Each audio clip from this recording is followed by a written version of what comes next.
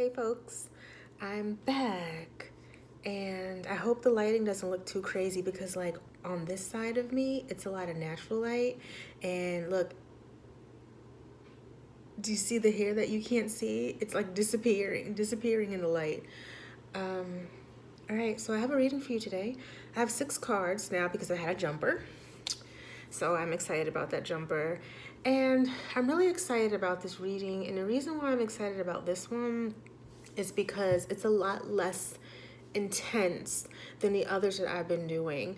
And I hope that this signifies for you what it signifies for me, which is a little bit of a flow in what's happening right now. Maybe it's feeling a lot less frictiony. I've been talking to a lot of people and there's a lot of feelings of irritation, upset, confusion, trying to navigate, a lot of things just popping up out of nowhere. You know, I have people in the street coming and talking to me, sparking up conversation and giving me gems. And one of the gems that I got was from a woman. She's an elder. She reminded me of my grandmother, actually. She shared my family religion, a religion that I grew up in when I was a young girl.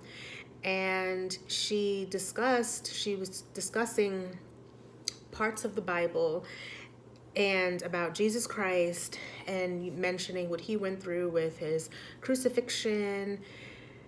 And you know, ultimately that took me back to the mainstay of this transit, this Venus retrograde, because Venus retrograde is 40 days, 40 nights. And it's a time for us to reflect and analyze. And that's exactly what the Bible states that Christ did do. 40 days, 40 nights of reflection. So that was super symbolic for me. At this juncture in my life, I am not a religious person, but I am in respect and reverence of religious doctrines and teachings and more of a fluid way of incorporating a lot of these wonderful lessons and teachings for life, regardless of whose religion they come from. So I'm very receptive to hearing about someone's religious experience. And it was really nice to get that day when a lot of things were going a little awry for a lot of people and just learning to adapt. Another thing she said was anything that we've cultivated, and I'm paraphrasing here because I am taking her information and putting it in a greater context to serve you all. Anything that we cultivate, whether it is your religion, which you learned at church, or your spiritual practice, which could include religion or not, your meditation practice, your self-care practice, anything that is serving you and nurturing you and helping you get through, don't just keep it there in that moment that you're doing it. You've got to take it out into the world with you on a daily basis. And that's so difficult. And that day, it was one of the items that I was working to do actively. I was actively working to bring everything that I do for myself into that harrowing day. And she came up and she basically gave me a confirmation that that is the thing to do. So it's not always easy, but with practice, you get used to trying your best to incorporate everything you're using to build ease and peace into your life and using it when you need it the most in those scenarios where things are just not going how you were expecting them to go. All right. So before we get into the reading, it's getting toward the end of October. We will be moving into Scorpio season soon. Next week, you may feel a little topsy-turvy, maybe, you know, frustration, irritation. Just breathe it out if you can. And what else? Venus retrograde is slated to go direct on mid-November, maybe about the 15th or so. But don't forget about the post-shadow period for those of you who are super sensitive. Me, I was feeling a lot of the effects in the pre-shadow. So I'm hoping with the post-shadow, things will be a little bit easier for me because I've been having struggles. But I've been feeling a little bit better than I was before. And like I was saying, I hope that this reading is just an indication that maybe all of us are feeling a little bit more stable than we may have been over the past few weeks. So I'm going to get started. And my first deck that I got, of course, is Enchanted Map. And the first card I got, and all the cards are upright right now in the Enchanted Map, which is nice because I know we've been having a couple of reversals over the past few readings, and all these cards are upright. Not to say that reversal cards are bad, but reversal cards can mean that we're turned around. And the whole thing about retrograde is basically kind of being turned around, going backwards in a sense. So here we go. The first card is a deep freeze. So this is where we just were. And a deep freeze is basically a time where basically you just probably felt you needed to chill out. Or chilling out was the best set of actions to do. So the weather has been shifting for some of you who are in these time zones over in the East. And you may have felt that you needed to take a break or a rest, or maybe you have been forced to take a break or a rest. Maybe you got sick. Maybe you came down with something. But in any case, it is a time for you to take a break. If you were quarreling with someone, taking a break from that is probably a good idea. If you felt like you wanted to begin a quarrel or argument with someone, chances are you probably decided against it. Maybe you didn't have the energy for it. Maybe you had the flu and couldn't even do it. So you just let it slide. That's what a deep freeze is about. Just chilling out, taking a break.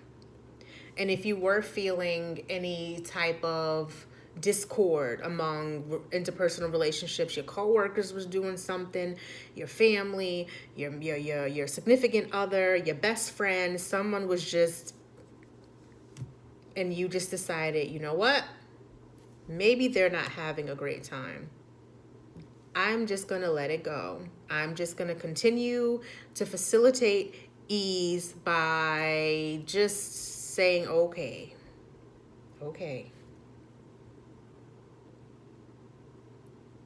That's where we were. Where we are now, 52, Magical Map Shifter. This is an exciting card because if you remember my talking about this is the time to analyze relationships. This may be where you determine who's your tribe, who's not your tribe, what's going on with that. This is still Venus. Venus is all about the love. And Venus in Libra. Libra is all about the partnerships. You meet a Libra, chances are they like being involved with someone or having friends or being social and going out. Even though we're in the Venus retrograde, this is still about love and relationships. This is about partnership. This is about people and how we're connecting. And this magical map shifter card signifies that there may be people who have just come into your life, or maybe they've been there, or they're going to come into your life right now in a way that's going to help enhance you as a person. Maybe they're going to be helping you. Maybe you're going to be helping them. Maybe you met your soulmate, and I use that term very loosely. I might make a video about the differences between these types of soulmates eventually, but really, maybe you've met someone who is here to really take you up a notch, or you can help them go up a notch.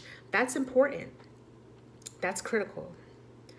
And you might be in that right now, or you might be encountering that right now. So pay attention. If someone comes and randomly speaks to you, listen.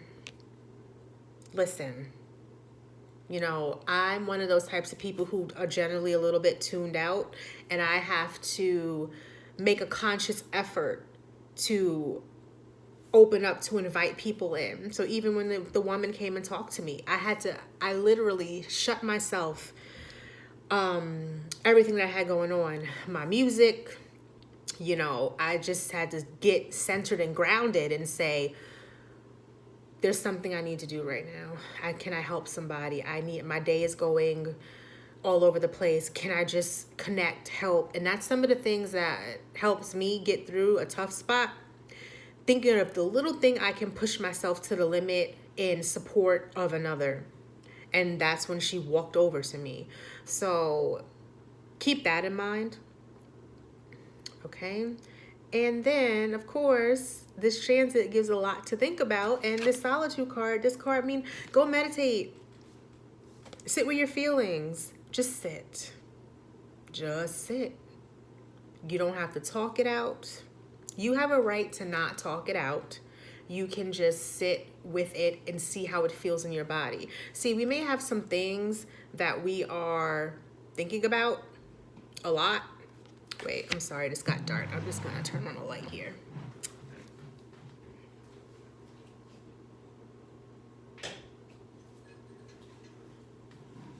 That made it better?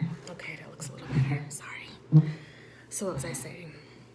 Oh, so there may be a lot of inquiries. I hope that's not too glary for you. You might be having a lot of inquiries lately. And the thing about that is, it's not just what we think about something we have to make a decision about. It's how we feel about it. What is your body doing when you're thinking of that thing you're worried about or the thing you need to make a decision about? That's why meditation is important. I know there are meditations where you need to clear your mind, etc., but there's also quiet time where you can sit and meditate on a specific inquiry, a specific outcome, a specific idea, and just see what your body's doing. Is your body tensing up?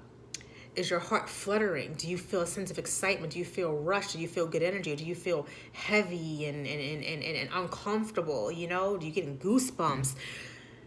Solitude. Take some time in your day to sit with the things you have to think about and see how it's feeling at that real physical level within your body, okay? So the other two decks I pulled from, of course, I pulled from the love deck, and I actually got a jumper from the love deck. And these cards tend to be like related, like do this, then do that, do this, then do that. And I love when that happens. So I've got the Legacy of Light card. And this Legacy of Light card just means, you know what? Get out there and work within your purpose. Bring your light to the world. Shine your light. But this card is also about relationships. If there's friction coming up in these relationships at this time, take that as an opportunity for your healing. Because the thing about it is, people trigger things in us that make us feel uncomfortable, and then we go and we blame that person when it's really triggering stuff that happened to us before. It's triggering something in here. So be grateful for that person who is triggering you, and then figure out what it is on your end that has you triggered. Because it's not just them. It's something else. So take this as an opportunity, this whole transit, what you're uncovering about others, what you're uncovering about yourself in relation to others, as the opportunity to take a deeper healing for your transformation. This is the time for you to analyze what patterns you had in your family. What did you see growing up? It's not just about you. It's about what you've been exposed to. It's about what other people in your line who share your blood have gone through, and how that influences your view of the world and how you relate to others, how you relate to yourself. So that's what this Legacy of Light card is. Okay? And then, which is nice, the Dream a Little card is basically saying, hey, there are things you thought are going to be a certain kind of way based on what's happened before, based on what you've seen in your family line, what you've seen your parents go through, or your extended family patterns that you know to be in your line that influence how you react, how you act in the world. And that can be you're reacting in the world in a suppressed fashion, where you're ruling out things that you could actually potentially do. So this Dream a Little card is about try to step outside of that. Think of your highest and best possible outcome, even if it does not seem rational based on your history or the history of your family. You know, I have a friend who's nervous about his health because his grandfather passed early, his father passed early, so he's afraid. But it's like I say to him, hey, don't speak that into your existence. Just take care of yourself the best way you know how. It's like choosing your own narrative. Our environment does shape the way we start thinking and taking, and the approaches that we take, and it's hard to come out of it. So we start meeting people who start poking us in those very areas where we're like, wait a minute, no, this is the way that is. That's how it's been. This is it. And people are like, wait, poke, poke, poke. And it is kind of like, that's our opportunity to be like, well, maybe it doesn't. And one of the concepts I've been thinking about lately, like really thinking about, and I hope I can explain it to the best that I can because it's been rolling over in my mind. We go through these life experiences. Some are good, a lot are harmful or hurtful. And we say, we got a lesson from it. Take the lesson. We made a mistake. And I put mistake in air quotes for a reason. I'll get to that. We made a mistake. Let's learn the lesson. Okay, next time we won't do that again. What I'm conceptualizing now is the idea that what may have been a mistake or a lesson that needed to be learned could have only maybe been within the context of the conditions of which it happened. So you may have taken action A in a certain set of circumstances, and action A was not right for those circumstances. You learned a lesson. But then you moved on to a different set of circumstances, but now you're afraid to take action A because of what happened before, but not recognizing that this is a different set of circumstances. Maybe action A is the right action. That is where the fear kicks in, where you start to question yourself or doubt. And that's why the solitude thing is important, because you take the time to think about what taking that action in your new set of circumstances feels like. What does it do? But you have to sit deeply, because remember, fear might come up, and that fear could just be you. It may not be an indication of the circumstance or an indication of the action you may need to take or not take. It's you. So you have to sit with that and unpack that fear. Your fear can look like, all right, I feel scared. Why? Well, because 10 years ago, I did A, B, C, D, and that's what happened. And then you have to walk through it. How did that make you feel 10 years ago? What was the situation then? How does that compare to the situation now? Like, you really got to get to the nitty gritty and unpack. So that's why I put mistake in air quotes, because it could have been a mistake, but just in those circumstances. Next time around, that might be the right thing to do. And that's what I'm working through. That's where I feel the fear in here, you know, because it's very real. This is a very real thing that I've just shared with you. So I hope that all made sense. And the last card came from the healing deck, How We Should Heal, and this is Reawaken. And the Reawaken deck is basically related to this Dream a Little card, in that there are ways of which we have stifled. Maybe our inner child is stifled, or we're just not living as freely as we should. We are blocked because of things we've gone through, things we've seen, things we were taught. And this Reawaken card is to come in to what your true feelings, your true nature, the thing you really want to do. And sometimes that thing is scary. But if that's what you want to try and do, it's about breaking down all those barriers to not doing it. It's reawakening to your true current sense of self and your true nature.